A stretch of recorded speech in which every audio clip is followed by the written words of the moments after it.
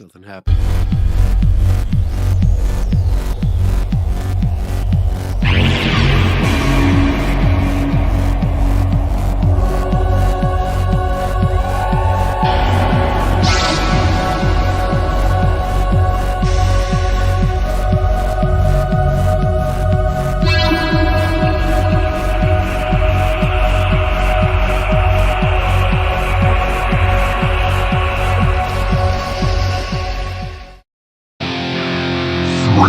Tortured souls.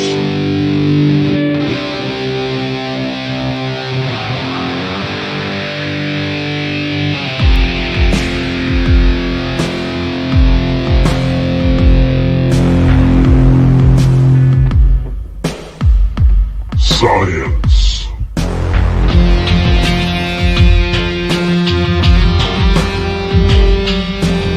Paranormal.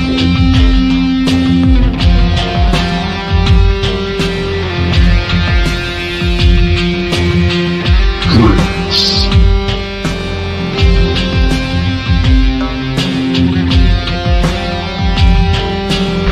Three tortured souls. Entertain, educate, recreate, and intoxicate.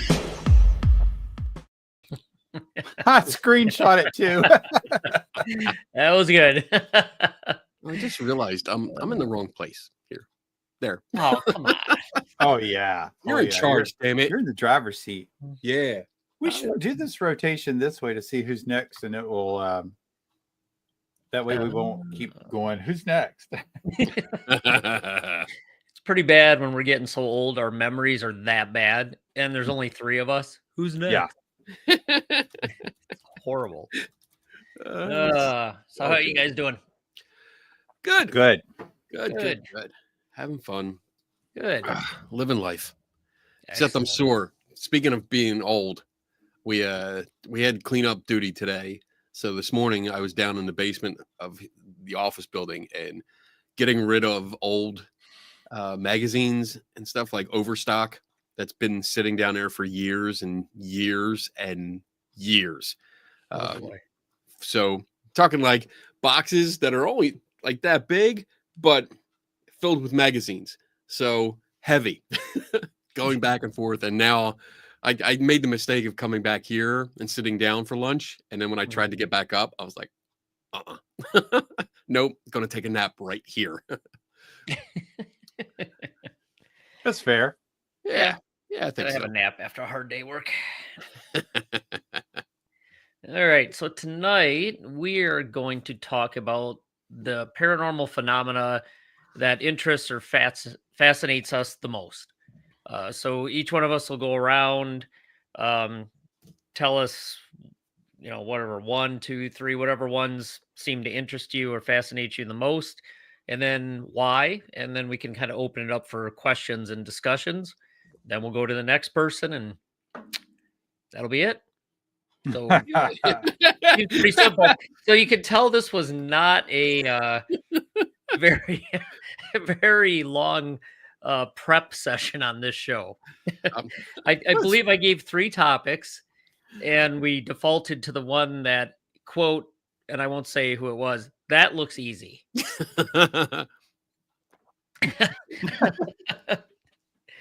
That's okay. I got gaming to do later. Yes. All right. So everybody grab a drink and we'll get started. Again, just a reminder, if you have a question, put a Q in front of it so we can flag it and put it in the question queue so we can get around to it. That's about it. yeah. That's about the only rule we have. It's not like other shows that have like 6 or 7 rules, which they're good rules that include drinking and other things. That's right. And because I just don't care tonight, you can be a dick if you want, and we'll see if I throw you out or not. Who knows? Wow. Dave, like no frills on the topic, but all of a sudden he goes into this intro with rules and shit. It's like, what? Well, when you only prepare for about 2 days on the topic, you don't have a lot to prepare for. Right. So. Anyway, all right. So let's see. Dealer's choice? Who should we pick first, and if you had, first of all, question: do you guys have more than one, or did you pick just one? Well, kinda. I mean, I was struggling, and Yeah. you'll see why, but Okay. I do have I have 3. Nothing fascinates Kenny. Everything's Except- boring. Fuck this. Let me see. Except how Stupid, rum is made. Stupid, fake, stupid. He's interested in how rum's made. I will guarantee he would tour a facility. All right. Well, then I will go with Tim. Yes. So that means I can steal Kenny's topic that he told me earlier. Damn it. So mine isn't. I don't. It's in the realm of paranormal when it's talked about.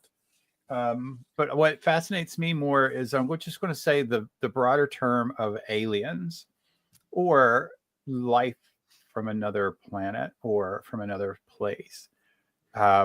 Just real quick, why I think that fascinates me is because of all the things that fall under the umbrella.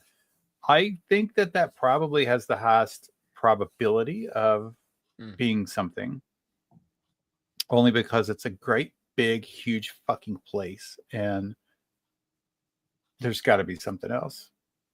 Maybe not, but you would hope so. The other thing that I really love about the paranormal is not so much the ghost hunting itself, but the architecture and the building structure, and going visiting a lot of really beautiful old places that have a lot of really good craftsmanship, and that I like the structures, I like the buildings, I like being there and seeing them. Mm-hmm. Dick.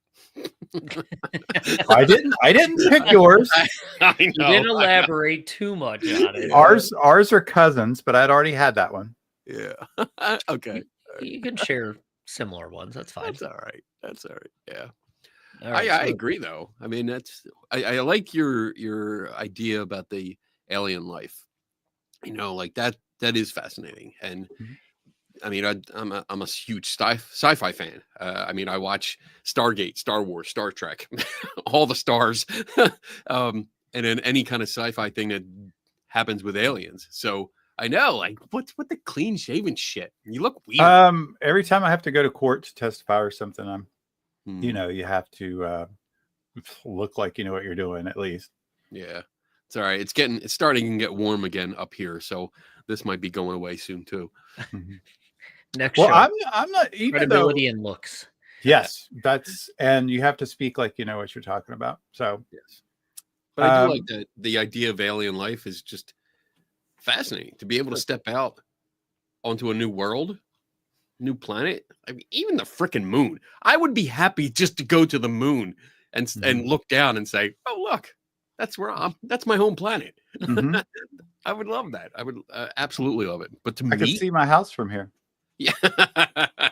So, question, Tim. And I'm not even. It's not even that they would have to be like an intelligent species. That was the Bacteria, just something that has some type of form of what we consider life would be interesting to me, if that makes sense. Right. Yep.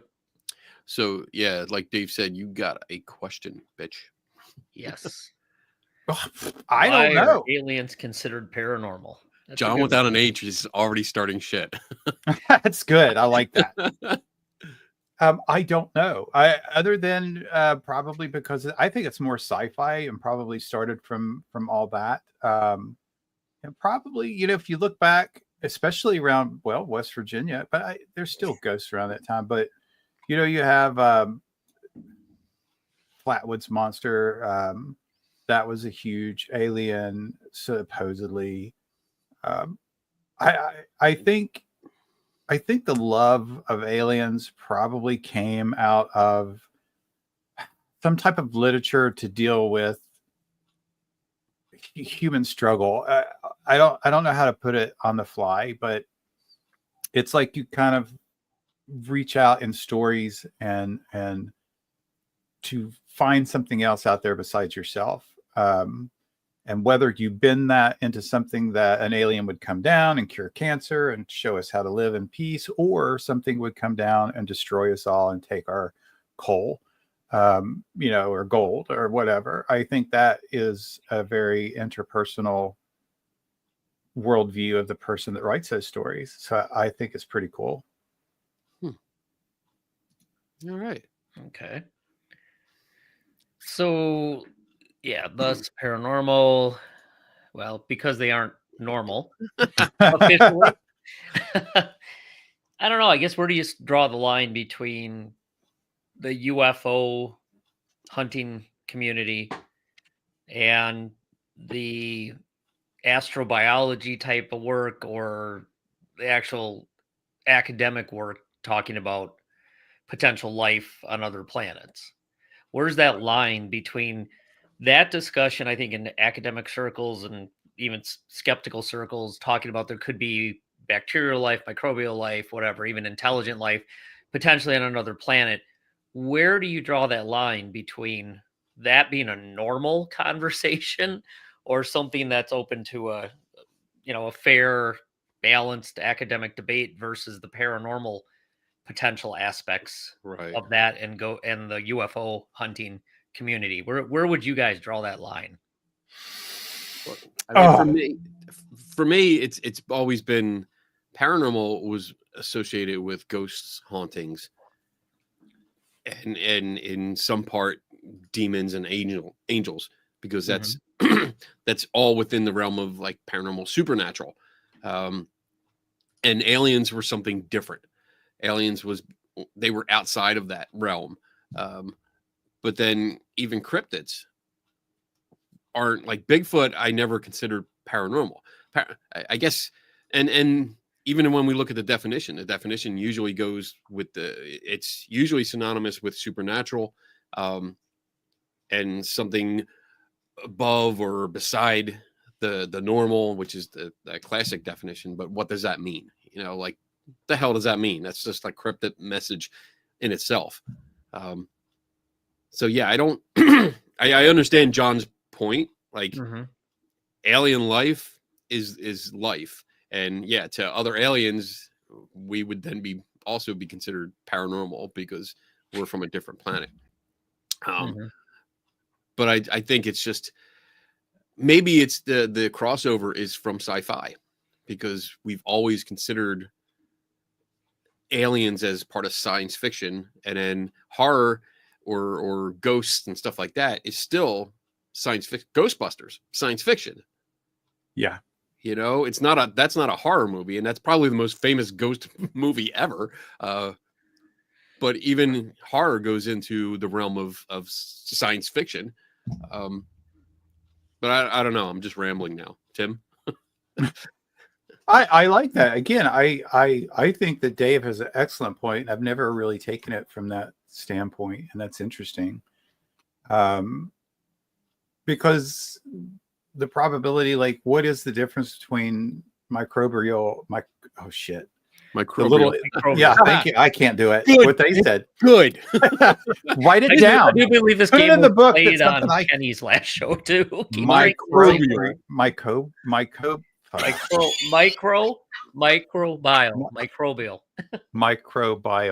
Okay. Nope, microbial. No, what Dave said. Don't try to get me to say that word. Oh, I love it. So what is the difference? What is the probability between those two? As far as we're concerned, we don't know. Why is one considered, if you say that, let's just say germs, since it's easier for me, germs from outer space, somebody might go, yeah, okay, well, yeah. But what about another intelligent life form? Oh, that's not out there. But why, what's the thought pattern? Like, what is the block between one is easier or seems easier to consume than the other? And it might just be our human nature into, if something is out there that's smarter than us, then a lot of people will consider that a threat, and they all have no control over that.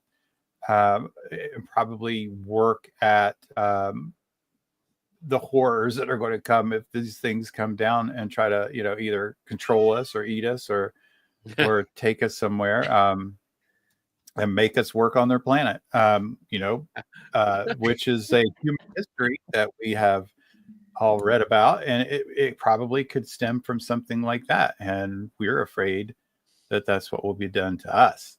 So it's easier to go, oh yeah, well, we can just spray some lights on space germs and we'll kill them. But if they come down with some serious shit and begin taking us and killing us and eating us and putting us on skiers and shish kebabbing us, that's, we can't do anything about it. And it's probably a fear-based thing. And maybe it's like a cognitively or psychologically comforting to believe that they're bugs, the little things out there are much more easier to believe than something that could come in and smash us. Okay. I was sharply reminded of the Twilight Zone episode, "To Serve Man," when you said that, "Come down and eat us." Yeah. Or to V. I love the Twilight Zone. Oh yeah.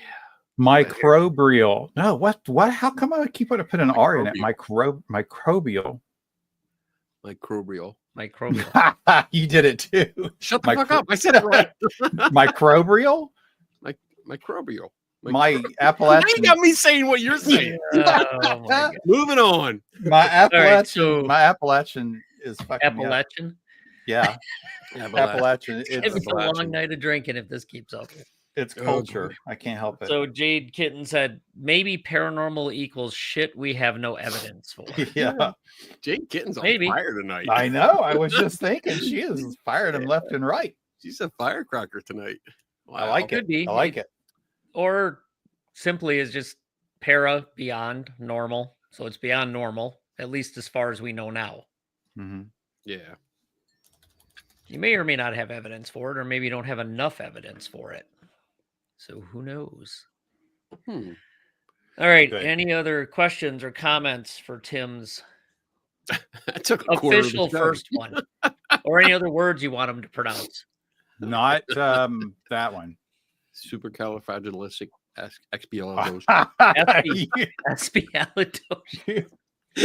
You stepped in your own trap. I did. Totally did. Trap. All right. Well, we'll move on. Kenny, what's your first one? Oh, well, I think again, like so my issue with this, why I was stumbling over this topic is that I don't have any belief in paranormal phenomena. So I was like, I don't. But do you have to believe in it to find it interesting and fascinating? So no, I'm going to admit that I was thinking too much into this. I really went into it, and I sat here today, I'm thinking about it. I'm like, but I don't believe in any of it. We've had a role reversal here. Tim I can't know. say words tonight, and Kenny went down the rabbit hole. I did. Yeah. Went around. But that aside, I think the first thing that really came to mind was belief itself, and specifically blind belief.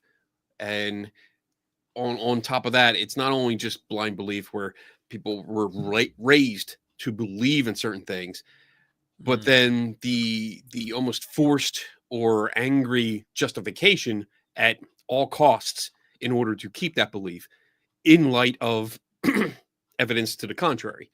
And I find it fascinating. That's why I think I engage with people, because so much. Like, I want to know why they believe this and why it sometimes it doesn't matter about the evidence. They want to believe anyway, which is cool. I want to put that disclaimer out. Like, I'm cool with people believing what they want. You do you. When I question it is when it's brought into the public domain for everyone. And it's either preached or discussed in public. And therefore, to me, that opens it up to discussion. So I find it fascinating where someone will hold on to a belief in something that perhaps has all the evidence mounted against it and will still believe in it. And even those that start making up items in order to justify why they believe or why it's real and how you can't prove it. And when you bring up information, they move the goalposts back further each time. And I think that's just fascinating to me. And I don't know if that is considered paranormal. It's just a behavior pattern that I don't find normal. So I'm gonna do a I'm gonna shoehorn it into the idea of paranormal here because to me that's just not normal. Mhm. And I know it's probably from my perspective that's how I'm looking at it. So I don't know. What do you guys think about that? I'll go. Um, so Tim, like, Well, I got a little distracted because there's people back behind you. I was like, is that a ghost? No, they have their they're having the poetry night tonight, and that's where they set up the coffee, like right outside my office on a table. oh, So okay. I can actually, I'll just try and move the camera a little bit. Oh, so you're that fine. I you was don't just see it. Okay. Yeah, the that's not. last. I remember a time you did that and the camera broke. Yeah, I know. That's why I try not to touch it. Don't touch that camera if it's working. So no, it's a good point. And the whole point of the discussion is what do you find interesting? Maybe we should have put about just interesting about whatever aspect of Oh, the okay. field. Yeah. Not necessarily didn't need to be something that's paranormal or supernatural that you find interesting. One of the ones I thought of, but I didn't put it down and to elaborate on is similar type of thing. The fact that people have these experiences, no matter what they are, and what ultimately causes them, if it's natural or not, that is interesting. So I can see where you're going with the belief part of it. But you did make an interesting comment, and you said, especially when people have belief for something where there's like the most evidence against it. And I thought that was interesting because a lot of the stuff we talk about, there isn't good evidence for it. So I guess if you had an example of that, like what would be something that somebody has a belief in, a strong belief, and there's just a ton of evidence against it. So I think I'm speaking more to a smaller smaller what category here. I'm not talking like overall belief in ghosts or demons. I'm talking more how like if someone, for example, if the Hinsdale house, like many people in our community believe wholeheartedly that it's haunted and in specific things like specific. Oh my God, I'm having trouble saying that word. Specific experiences. Screw you, Tim. It's your fault. You're cursing me. I like just like yawning. I like the Atlantic experiences better than the Pacific experience. Let me digest. Actually, I'm going to change my example. Not the Hinsdale house, but the Bel Air house. So I was there, was able to find out several things about the history, and people believe like there is a ghost there of a person that or a lady that lived in the house. And there was a strong belief like this lady lived in the house, she died in the house, she haunts the house. And the research I found her. I know exactly who they're talking about, and she'd never lived in the house, never had anything to do with the house. It was one of those mistakes where the surname was the same, but it wasn't the same family. Yeah. So it's somebody completely different. So never set foot in the house. And there was still pushback from some people saying, no, I know it's this person and they died in that house. And the research documents that I have, so the census records and marriage records and death records and everything, put her in certain places. So I think that's what I'm talking about more, the smaller little beliefs in the individual beliefs in some of the locations. Not overall. I mean, because I agree with you. We don't have overwhelming evidence that the paranormal or the afterlife does not exist. But when it comes to the individual claims for that build up, so that belief in the paranormal or again the afterlife, ghosts and stuff like that is made up of smaller experiences. So I'm talking about the individual, which there's tons of experiences that we can't explain, and we just don't have enough information. So did that clear it up? Yeah, no, that's good. Good. I like that. I like that example. I I don't know if it's kind of like the group think, or I think you refer a lot about tribe mentality. Um, Mhm. but it would be difficult, for someone like not in your position, like someone that does what you do, and but to go in and just kind of on a normal basis, like they're a ghost hunter, they got a website, they got some stuff on YouTube, some splash reels, and they go in and they just do a little digging, and they're like, oh, hey, this person's never actually lived in this house that you claim. It would be, Mhm. you know, it would almost be like that junior high existence of you're going to have to go, you're just this person that's going to have to go against, all these people that have made, a lot of recognition and maybe money, maybe reputation, Mhm. and say it's wrong. The pushback is probably people not wanting to say that they were wrong. Mm. Right. And someone not maybe in a position to have the strength or the time or the energy or the confidence yet to push back would just rather shut up and let the story lie and keep on going. Right. Another example, real quick, is the DR60. Um, Oh that God. gadget has been thoroughly examined, not just by me, but other people, and shown to create the noises itself. Mhm. But you still have people that swear by it. I still see it on videos, like YouTube videos.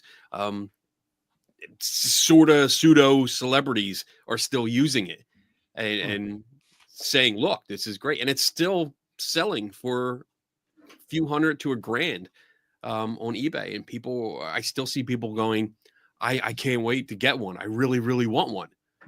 And when you engage in the conversation, that's the kind of belief that I'm talking about. Mm. It's full belief that this really works, in spite of all the information that goes against that and demonstrates that it's something normal. It's still, no, I don't want to. I don't care. I believe anyway, and it's just Yeah. fascinating to me. It I is wonder. interesting.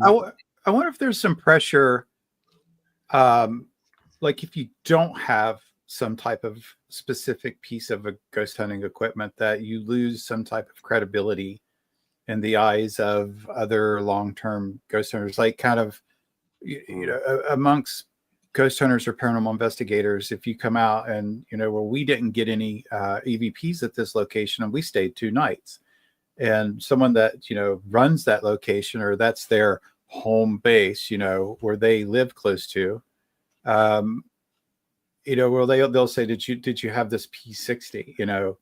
Well, of right. course, if you didn't, so of course you didn't have the top quality. So until you spend $1,000, The holy you grail. know, yeah, until which is a good defense if you want to perpetuate a Yeah. belief, or it's But I mean, so Kenny's example was a good one because they latch onto this individual falsely, and they're trying to convince people that they haunt this place. But based on what? You said right. there's lots of little things and they claim it's due to this person haunting it, but even if you had a decent EVP, you could actually understand it. How do you know that whatever that is answering a question that's relevant or would indicate it's that person? Or how do you know that the creaking, even if you did hear phantom footsteps, how do you know it's that person? Right. Because you read that stuff and they make up this whole story almost to fit what they want. And it's a little bothersome because it's back in some of the early Society of Psychical Research, they'd have people actually report seeing an apparition. And then they could get clever and put, let's say, okay, we knew this person lived there. Let's say they died there. They could put a picture of that person in with like 5 or 6 other random pictures. Right. And then you're looking to see if they can pick it out and there's anything else. And then obviously you look and see if they knew anything about the history and seeing a picture of the person. But they don't, I don't see that. And you don't even hear about that. All the ghost hunting shows, how many people are actually reporting an apparition of something that is a human-like figure, that they could identify facial characteristics. Right. So how do you get to that point of, okay, there's a creak in the attic. It's the woman who lived here and died here, which didn't really live here and die here. Right. It's like, I think you're I touching on struggle it. with that. I think it gets into the a twofold process. It's priming, because they hear the stories of who is supposed to be haunting it, and in some locations, this is a disturbing thing that I've been finding more and more, where these locations are providing information in each individual room of who is supposed to be haunting it.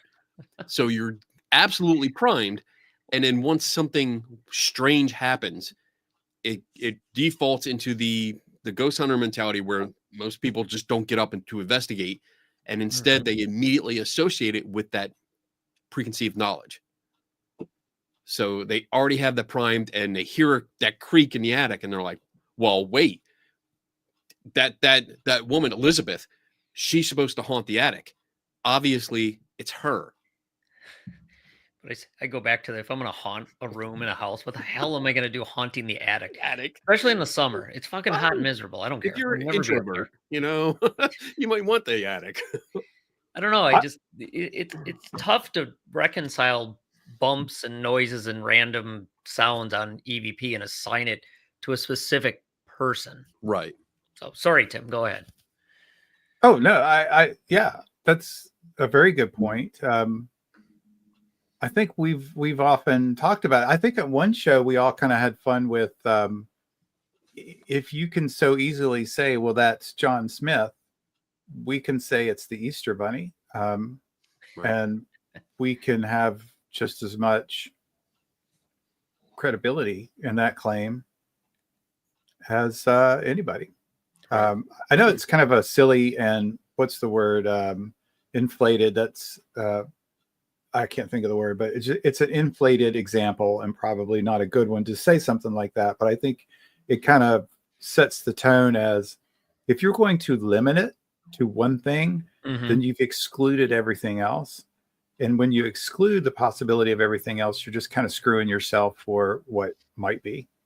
Yeah. Ghosts are cold, so of course they hang out in the attic. All Gotta right. cool off. So this was an interesting comment from John. Yes. There's a lot of mental pressure to find ghosts if you paid hundreds of dollars, dozens of times to travel several states over, so you don't feel like you've wasted your life hunting for ghosts. I think that's a good point. The other one I would add to that is people already believe they exist, and they believe that it's some part of your consciousness that survives bodily death. So that, combined with what John said, makes a lot of sense. Yeah. Yeah. I mean, there's a vested interest in going to a location that quote unquote, is haunted. And if you pay that much money, yeah, I mean, some of these places, I'm not even going to talk about the Conjuring House because that was way out of most of our budgets. But you pay a couple $100 to $1,000 for a night for your group to stay there, and nothing happens. You can feel like you wasted your time, and there is that pressure, like, especially when other groups, when you talk to other groups online or at events, and they're like, "Oh, you went there? What happened?" And there's that pressure, that peer pressure. But it's almost more fun sometimes to look at them and go, nothing. No, I love Absolutely nothing. I love that. I'm the one person out of 250. Nothing. What do you mean nothing? Something must have happened. Well, nothing I couldn't explain. Nope. I had a good night's sleep. I know. That's about it. Tell you, the more supposed haunted places I've gone to, and you stay overnight, I get some of the best sleep at those places. It's the newer modern hotels I can't sleep in when I travel. It's crazy. I know. Yeah. All right. So here's something from Cree for Kenny. Hey, Kenny, did you hear about the new app that just came out yesterday? It is not one that is supposed to find ghosts. It's to help solo investigators. It's called Ghost Chatter. Help do Well, what? let me look it up. Yeah, what's it supposed to help with then? It's called ghost chatter. Does it It's guide you not along on the investigation? one that is supposed to find ghosts. It's to help solo investigators. I mean, does it have like 911 on speed dial or what? Like what? I don't know what a solo I mean, I would be Ooh. considered a solo investigator. Oh, Tim's got it. No, the Oh. first hit I typed ghost chatter, and the first hit was ghost chatters. OnlyFans. I would I am not unless you clicking have that somebody set up to clear your Google search history when you die, you might want to move on to the next one. I line am of not that. clicking on that one. And Tim has a Let's ghost see. virus. There is a multiple Hey, that matches. gives me an idea for an OnlyFans. Oh So God. this We could be says rich. ghost chat. Oh, there's ghost chat. I see ghost chat, not ghost chatter. Is that what it is, Cree? It's a ghost chat. I can give you the site if you like. I saved it for you Oh. because you're It right just now. you could put it in the comments. We can see it and look at it. I So haven't heard of that one, but it just came out, so I it did. must I be did legit. see. It's a job. It's a job for OnlyFans people that work the. It's called. And it It's goes to John's other question. Did he find some ectoplasm? so Ghost Chatter at OnlyFans. They're responsible for crafting and sending engaging mass messages, responding to fans, and upselling content. So basically, they're like this. I'm seeing ghost chat. That's the app that I found. It says it utilizes advanced AI technology to simulate spirit interaction, creating an experience that blurs the lines between reality and spirit world. Connor Biddle created it. I think that's Kenny's. That is not my son. He's got to make money for a show somehow. Tim, that's not Tim, that's not it. Yeah. All right. So I mean, it uses AI to simulate. It's telling you right in the description. It simulates spirit community interaction, so it doesn't do anything. I mean, it's entertaining, but other than that, Interesting.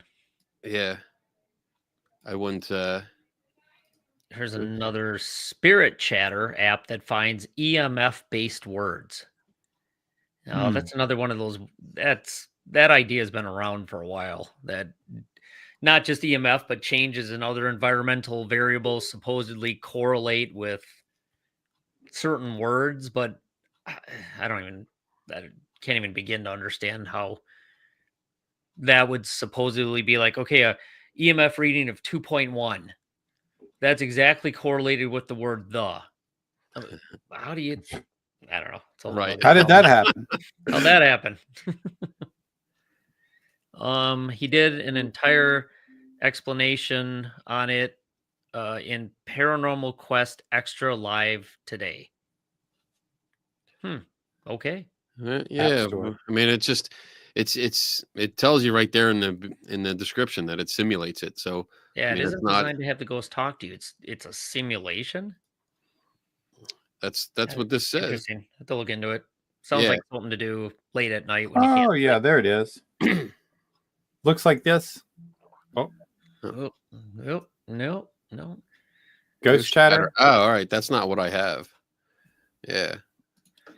All right. We'll have to He look. said, I told him to get with you to maybe see if there was something that can be added to maybe work in a way for how you investigate. Step-by-step guides on how to investigate. Okay, that'd be better than apps that claim to talk to ghosts. Interesting. All right. I'll have to look into that one. Okay. So all right. You're up. All right, I'm up. So this is actually getting into the ghost talk and the comments I made about how do you know it's that person haunting the place. It gets a little bit into a nice transition for this one. So the whole idea is people are trying to prove that there's life after death, that some part of your consciousness survives bodily death. And actually, or even if it's for a short period of time, it seems like people are out looking and trying to prove that. But actually, ghosts and hauntings are on the lowest part of potential data to support that. if you look at all different types of paranormal, parapsychological phenomena, their ghosts and hauntings are pretty low, actually really low. So there's other parts of the paranormal or survival of consciousness that are interesting, and there's more data to them, at least more interesting things to consider and talk about. So this one, these two I picked, it's just an interesting topic to me, or these both are. One of them is end of life dreams and visions.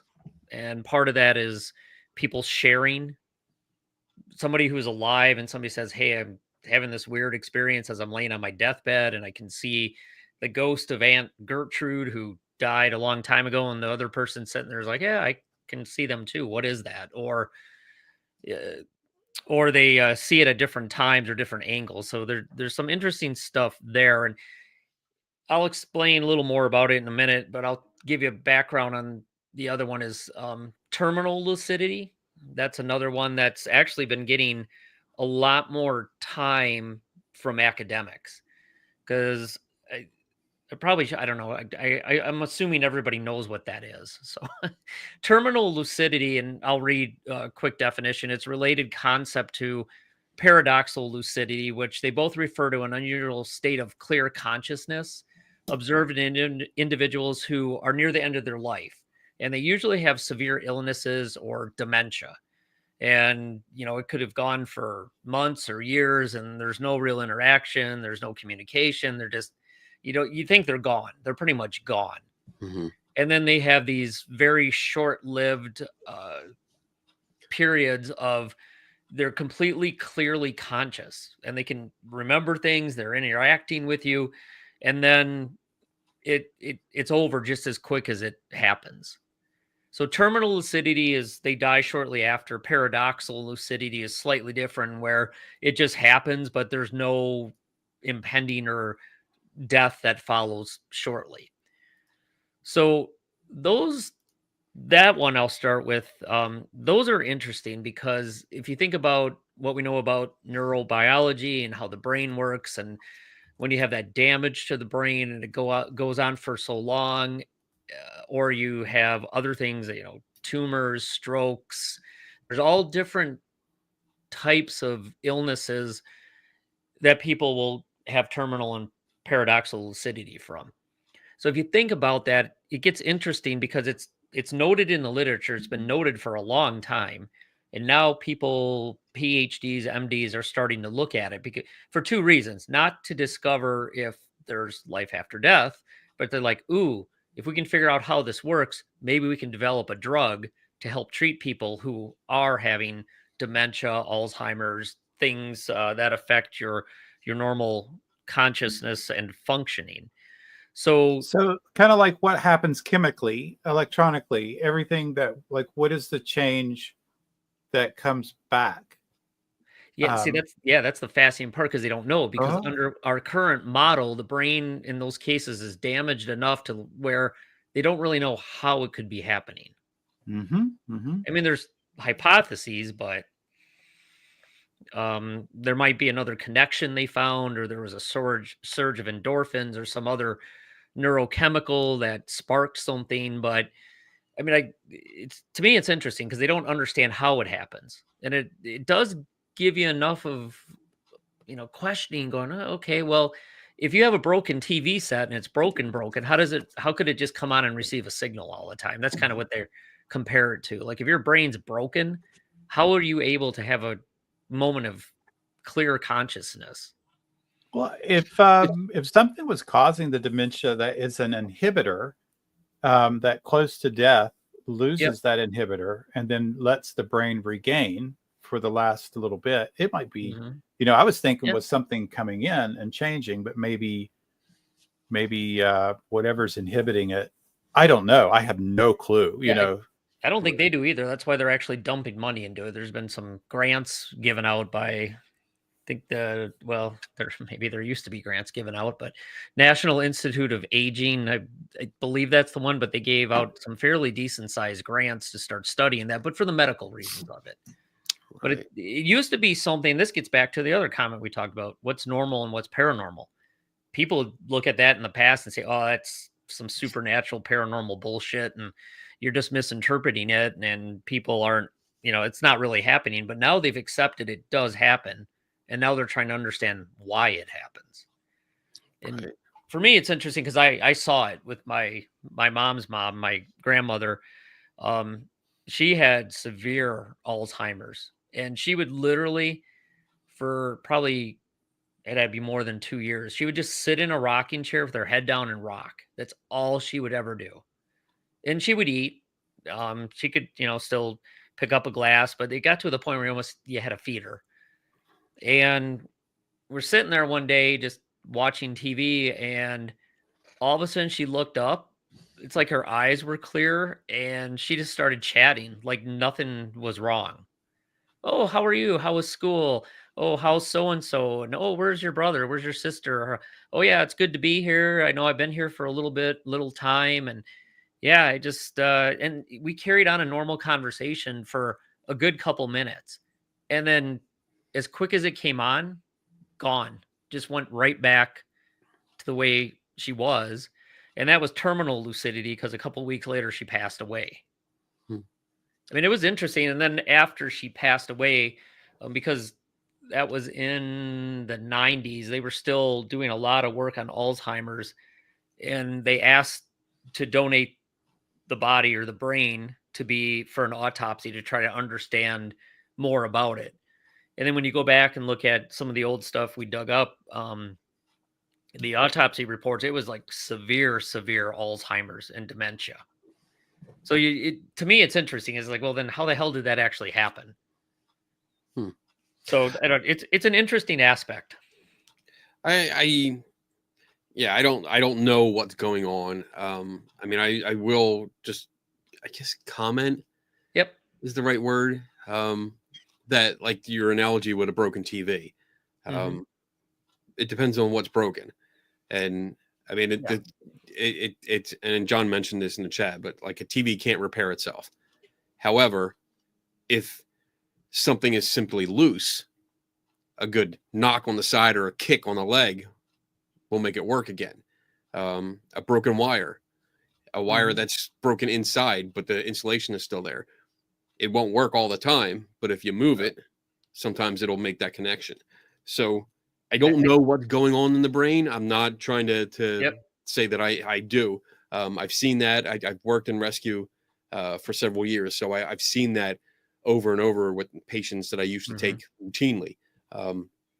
And then, yeah, sometimes they would have these moments of lucidity where they came out of it and they were themselves. Mm-hmm.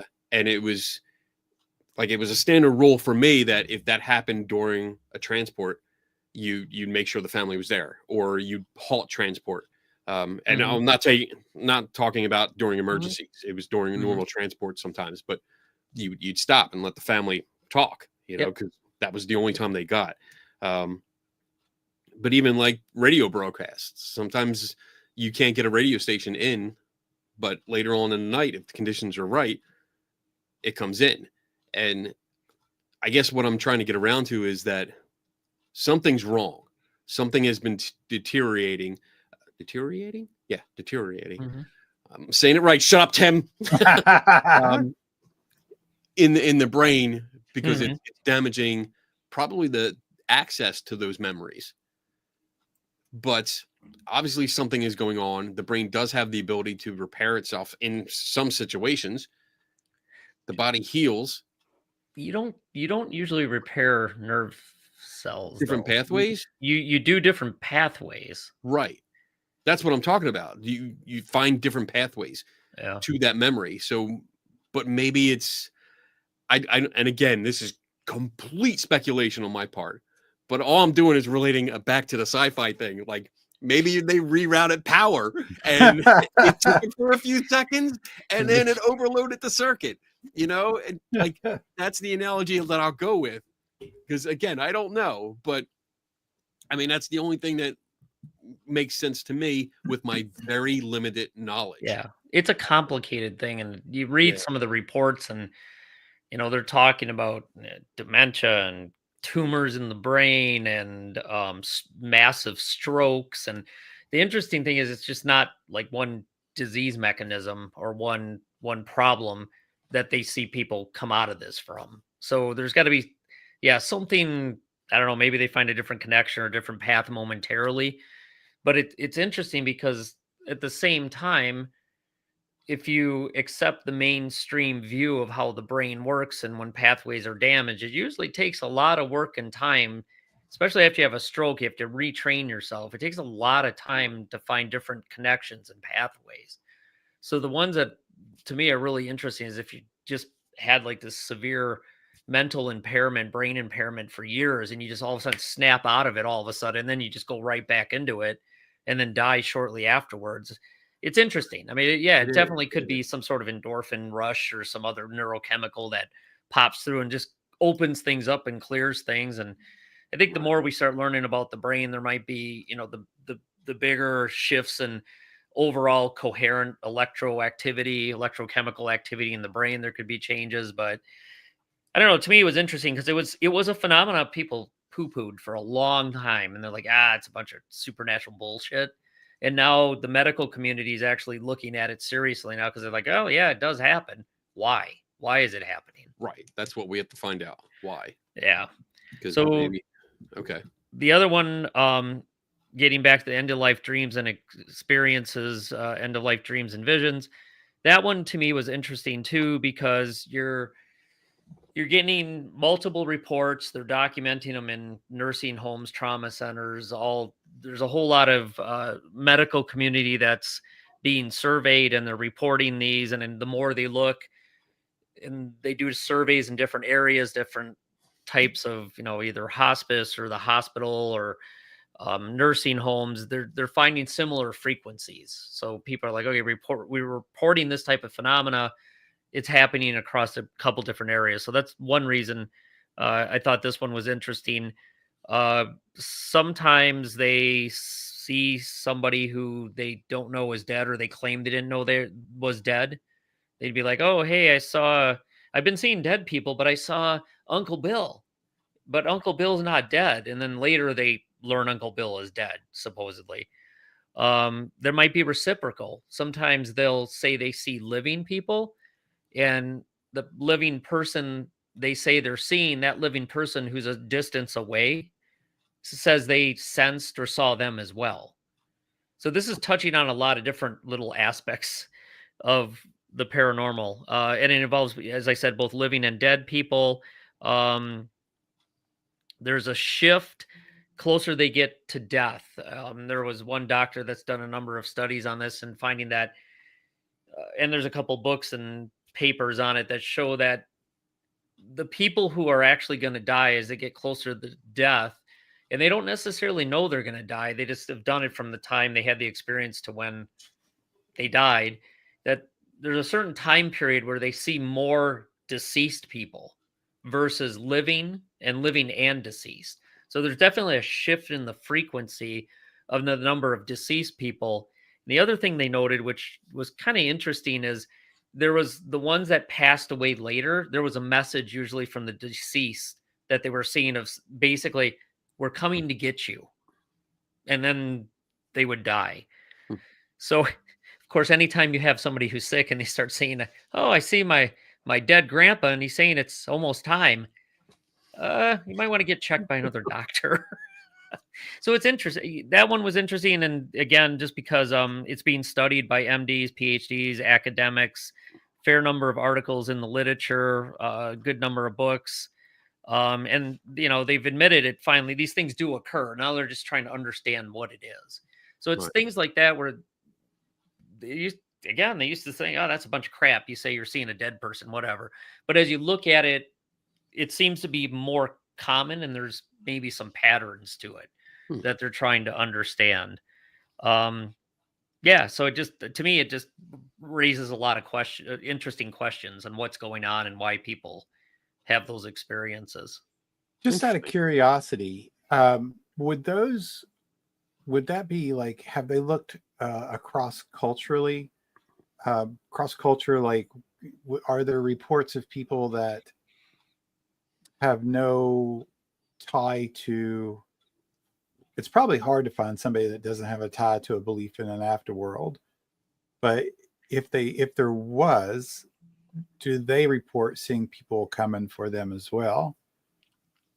I believe there's some on there. They did some work looking at different Oh, cultural backgrounds, different beliefs, and they don't see much of a difference. John and I are on a Swami Mind Link tonight. Yeah, so not to be insensitive, but is that a case of counting the hits and ignoring the misses, or a cultural expectation to see those who already passed on when they are near the end of their life's journey? Yeah. Could be. I mean, the thing is, these are studies looking at frequency. So you got the people in the nursing home or place that have had them and those that don't. So they're reporting frequencies and percentages. Well, So they're not John, ignoring the misses because it tells you if you 65% had it, that means 35 did not. So they're not Mhm. ignoring those misses. Or a cultural expectation to see those. Yeah, I'd have to go back again. Like I said, I didn't grab all the papers and reread them, but I want to say I'm not sure there was a cultural aspect to it. The thing that was more interesting is the closer they got to death, there was definitely a shift in the number of dead friends, relatives, or whatever they saw versus living, because a lot of people have dreams and visions, and people who are sick or even further out from death, they were maybe having visions of living people, dreams or visions of living people. Then some would have living and dead, but then as they got closer to death, it shifted to those that are already dead. And the interesting point is a lot of those people, not a lot, but there's a fair percentage that's significant enough to look into more, as those people that they didn't expect them to die. They fully expected them to recover from whatever condition they had, but they had that experience, then they died shortly afterwards. I would wonder what the percentage of atheists would see. That's a good point. Yeah. That I gotta assume it's buried somewhere. Yeah. Some of those And I'm kind of like John down there. Like I kind of, what he was saying was what I was thinking he meant by the misses. And I'm certainly not dismissing the information and the data that they have. It's just my mind goes to, growing up in a religious, Catholic. You always heard the stories. Oh, your mom, your dad, your grandparents are going to be there to welcome you. It's ingrained into your belief that someone's going to be there, if that makes sense. So the other thing that I think is not being mentioned in that type of thought is that if you have dementia, where is that thought that you are expecting to see someone come and get you come from, unless it's on a less. Yeah. Do you know what I'm trying to say? Like that. Yeah, I should clear up though. These two phenomena aren't necessarily just with dementia patients. The end of life dream and visions is across the board. It's not dementia people. It's just people that are critically ill, if they know it or not. Sure. I was just thinking, if you have dementia, though, if you would be expecting someone to come and get you, then you would have some type of clear thought and memory that somebody should. That's like just I wonder if dementia, but you said dementia people have it as well. So that is interesting. Yeah. So Tina made a comment. We had quite a few in the nursing home that had no beliefs, that at the home still experienced this. Cool. I mean, that fits with what I recall from the literature I've read on it. Yeah. Belief doesn't seem to really play a role in this.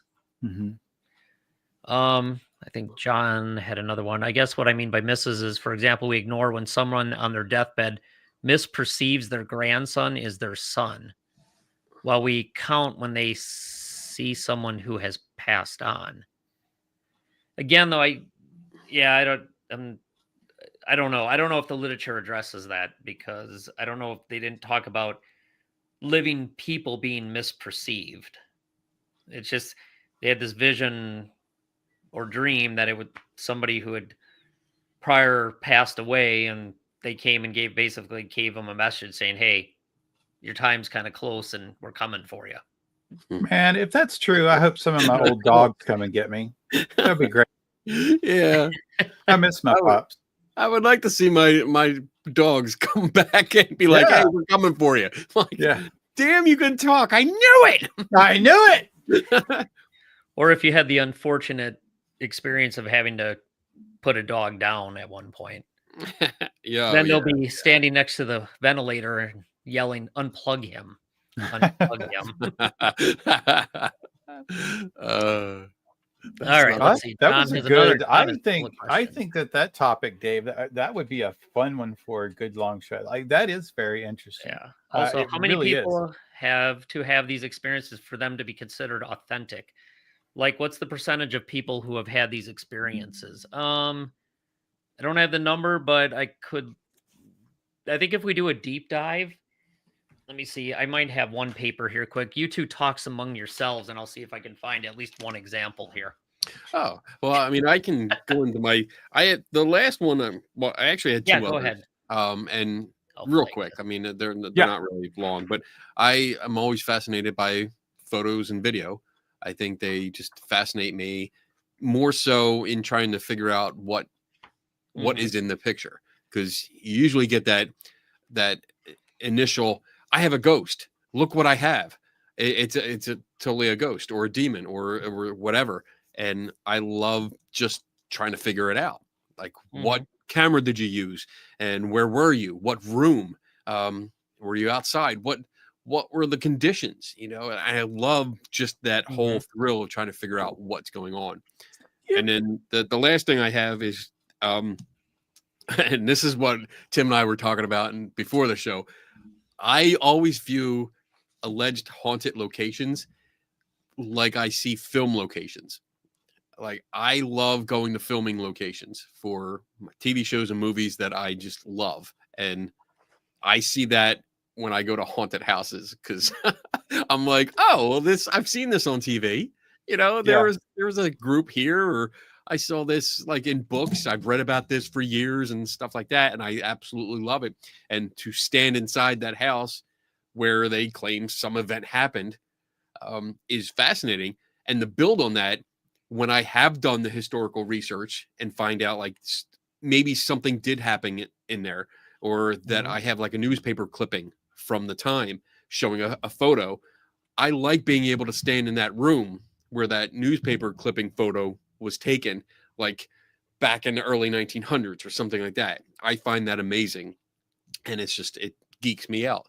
So, My first experience of that was when we went to Waverly Hills after Taps was there and Mhm. they were like, oh, look at this. I think they thought it was a kid running, and it was just because the oh height. yeah, Yeah. And so, we were like, when we got there, it was really cool. It was like, it was kind of neat to be there where Taps was. And of course, I was in my ghost hunter phase. Mhm. And so I was nerd. just like, yeah, we were like, yeah, total. Um, and so I wanted to go to the hallway. I was like, just take me to the hallway where the little boy ran, and did this Right. almost like what you did. Like I went and had my picture. I was like, take my picture, and yeah, I was Yeah. quite the geekish nerd about that stuff. Still I am, but yeah. changed about the ghost stuff. There is a house in New York. Connecticut? Oh. No, New York. Not that. Um, New York, that is the house from the Ghostbusters ruling. Oh, The, really? the court case, where they said Mhm. a house was legally haunted. Mhm. Um, and it's Mitch Silverstein lives right by it. Oh, Um, that's cool. he lives, I think, in the same neighborhood, and I was able to visit Mhm. that one year. And just, I mean, it's a private home, so I didn't go on the property at all. I parked on the street, walked down, I took my selfie in front of it, and I was like, "Yay!" And I was so happy. I mean, the stories were all, well, I mean, I can't say they were totally made up. They were told by children and Mm. reprinted for fun, but it was just fascinating to me that, hey, this is one that I've heard about for years and years, and here it is right in front of me. That's cool. So geeking out. I would probably feel that way if ever I visited the Amityville. Mhm. I've been there. Yeah.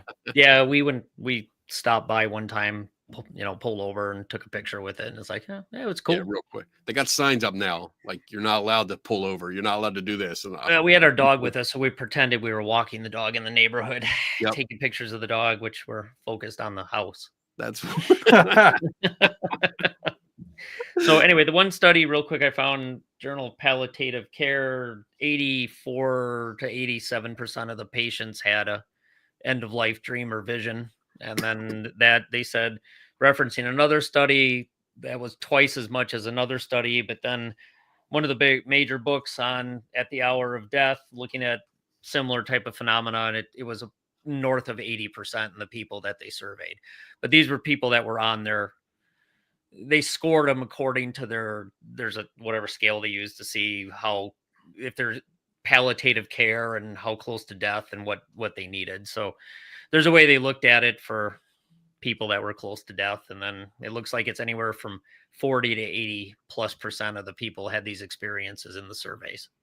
Oh, okay. So I don't know, to put it back on John is, you got to take a look at what are you trying, what percentage or what difference are you looking for that would be statistically significant. So, I mean, Okay. how many of Yeah. these people have to have these experiences for them to consider it authentic? Listen, the one person out of 100 that had this experience, it's authentic to them. I don't like to get into a discussion if somebody had an experience or not. Trying to figure out if it's what it's due to and the interpretation of it is one thing, but these people are reporting these experiences. So in their, at least according to them, they're having an experience. So to them, it's a real experience. If it's due to whatever, the brain misfiring or you're hallucinating or it's a drug induced thing, that's a different story. But to these people, they had the experience and it's authentic. So, when and I've talked to some people who have had experiences, you got to be pretty careful about how you phrase things because to them, it's real. And you're just trying to understand why they had it or to help them understand if they misinterpreted something. So I don't know if authentic, what do you mean authentic? Like, was it a real dead person or they saw, or did they know they were dead? I guess I'm not sure what the authentic question part would be. Anyway. Yeah, I would think authentic mean like, well, that's your perception if it's real or not. Yeah, I mean, but I mean, people can say I had a dream last night and I dreamt about this thing and this thing. Well, how do you know that's authentic? How do you know they actually had a dream? You're taking their word for it. so But everybody accepts people dream. So I mean the philosophical debate. basic definition is, and this is Google, that's my disclaimer, is undisputed origin, genuine. So I think just from that definition, I can understand that from John's point of view, like it's an experience, but is it authentic? We don't know because we don't know if it's a genuine, undisputed origin. We don't know the origin of the experience. So I get what he's talking about. This clears it up. I think agrees with Tim. Objective versus the subjective authenticity. Yeah, cool. It's hard to obviously objectively authenticate something in someone's mind. Yeah. So, all right. Anybody have any other ones? I love that. I'm good. This was a fun show. Well, for a last minute topic, it wasn't bad. You can thank me. That was great. It was great. Yeah, keep drinking your coffee. Not only is he going to thank himself for this one, he's probably going to steal one of the other two topics for his next one. Yep. Yeah, I'm next. Free to do it, man. Yeah. Oh, there is more than coffee in that. So somebody early on said I was pre-gaming, and they were very, very correct. Perfect. All right. So closing comments. We'll start with Kenny. So yeah, I enjoyed this show. I mean, it really it turned out better than I was expecting because I went into it. We were not going to be done in sure. 20 minutes. I know. Like I was like, I don't know. Again, I went down deep into the rabbit hole in this, overthinking it, and putting the first topic about the belief, and then we had a good discussion about that. And I'm glad that you brought up, Dave, like the questioning belief, and then we got into the whole, like overall versus like smaller individual beliefs. I don't even know that's the right way to say it. Individual cases. Mhm. So I really enjoyed that discussion, and then going into the discussions in depth about the other topics that we talked about tonight, and Mhm. it's just fun because it's what this show is about, a very casual conversation. We don't always have to research the shit out of things, Yeah. but we can just sit here and have a discussion, Mhm. which includes people in the chat, and Yes. I have a love that. really entertaining and interesting conversation about It's it Mhm. overall. it's like we're all at a bar and we're just Yeah. at a table I like that theme. eating chocolate cake and drinking beer. And that could have happened in Hanover, Tim. Yeah, Yeah, well, Tim had to just bail on us. my dogs would have been dead. It's all right. You'll see him Dave. again someday, according to what we talked about tonight. If we can convince Dave to come to Grafton, I didn't get that. Can Oh. you try again? Siri Oh. didn't get that. Try again. Paranormal. Paranormal. There's nothing to repeat. Oh shit, she's getting snappy She's with you. feisty. Damn. Yeah. snap. She said I said it once, bitch. I don't have to tell you again. Disable Siri. All right, Tim. Oh, Oh, sorry. You were done, Kenny?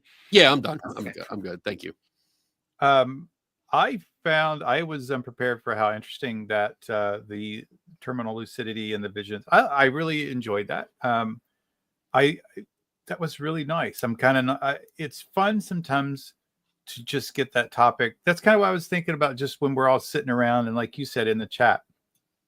If you just get that topic and you really don't have time to do the deep dive and you just kind of got to think on your feet and let your brain just kind of go, right or wrong, just whatever your thoughts are, throw it out, have a discussion about it. If it's not backed up, then it's just not, but it's interesting just to think about and have a discussion and throw the ideas out. That was a lot of fun. That makes me want to have a show. And I'm afraid, just like Kenny, if we do have that show and I am not going to host it, I am going to do one of those deep dives and disappear for a day or two because that was really good. I did enjoy it. I'm probably still going to look stuff up about it, but it was really good.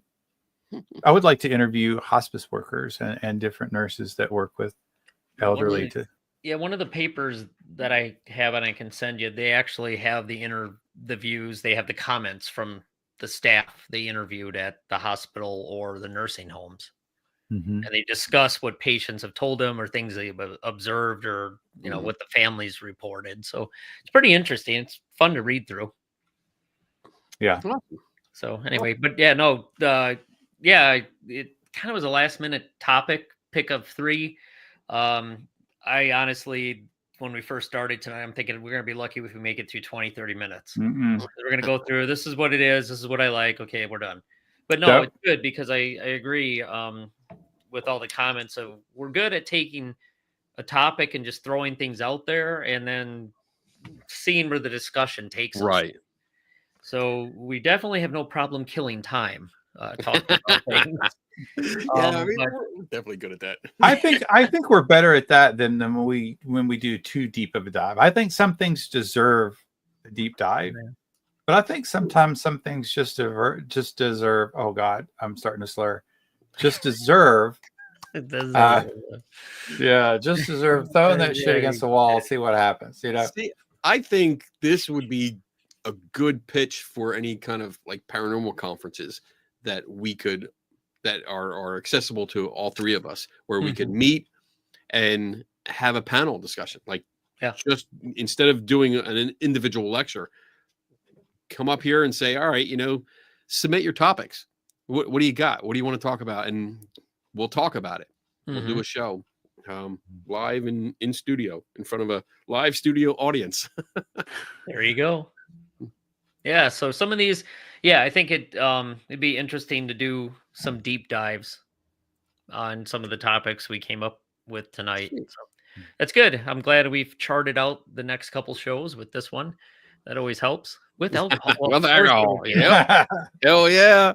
It's not a 3 Tortured Souls podcast without alcohol. That's right. It's just 3 more tortured. 3. Oh Go ahead. shit! Go ahead. Tortured her. 3 tortured her souls without alcohol. oh, you got problems. We might have to have number 4 on backup in case Tim falls over. This is true. This is true. It could happen. He's disqualified and he can't talk anymore. Like the only time I drink is once a month, and it's on this show. So I'm such a lightweight. All right, guys. All right, so thanks everybody. Let's see. Anybody have anything going on? Tim, I'll start with you. No, I'm looking forward to some of the West Virginia conferences coming up. I think Kenny's coming. 2.5 tortured souls. Yeah, it's about right.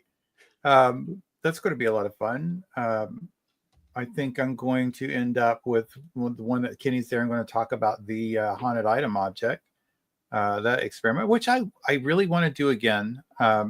Just because, going through it once, I think I could have done it better. And that's part of the growth process. So I think I would like to do it again.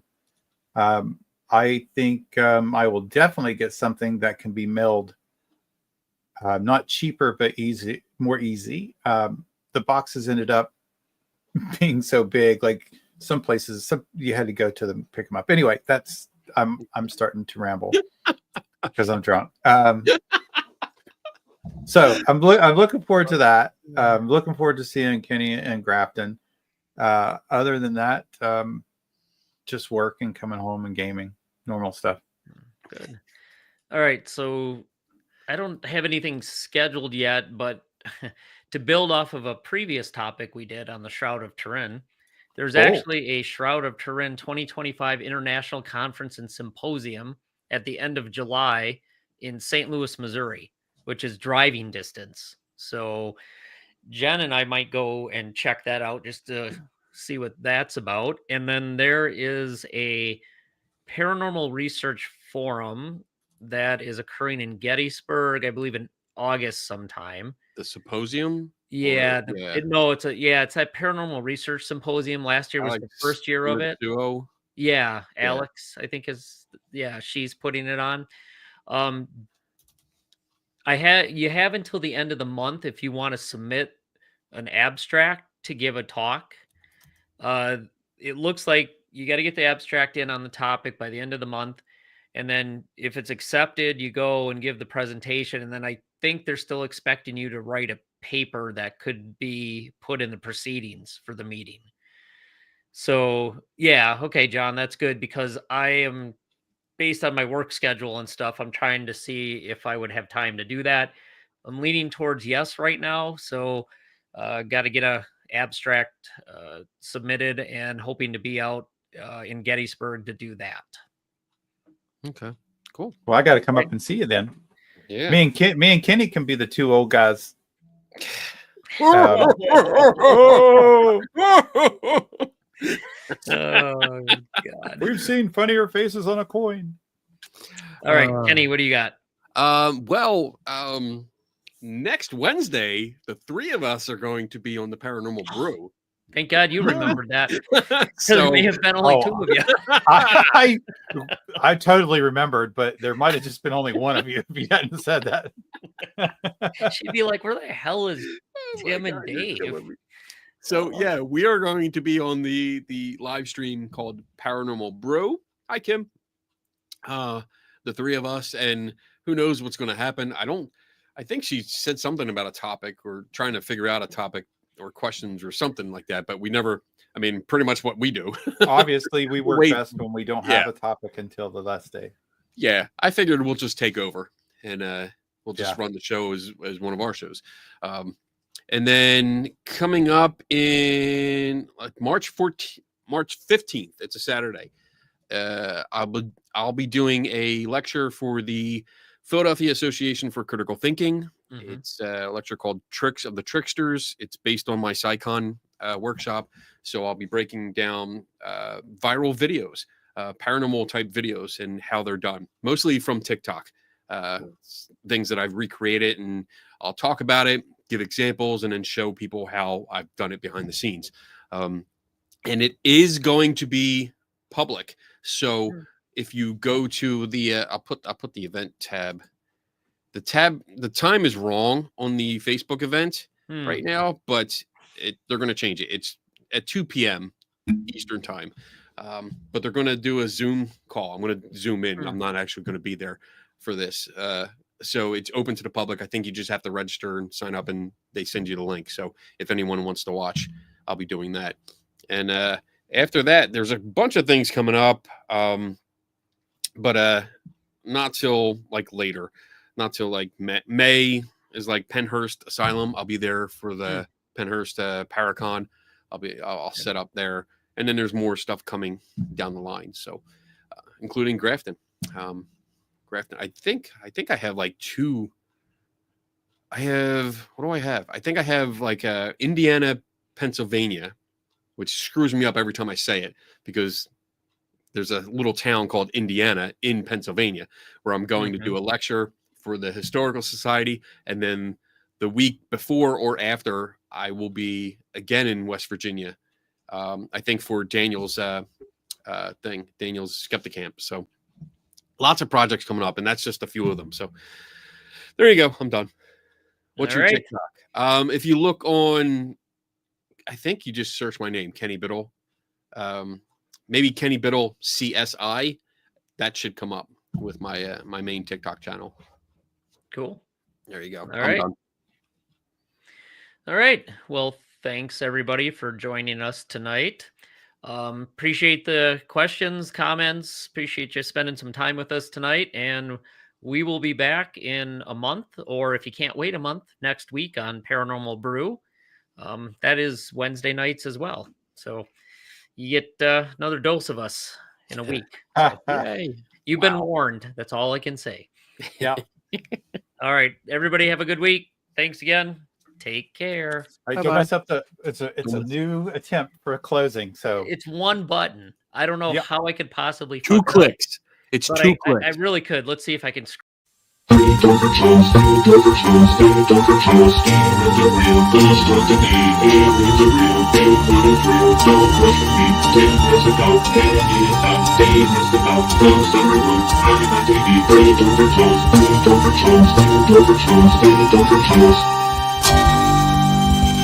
And we'll let you say, oh, you'll get to better.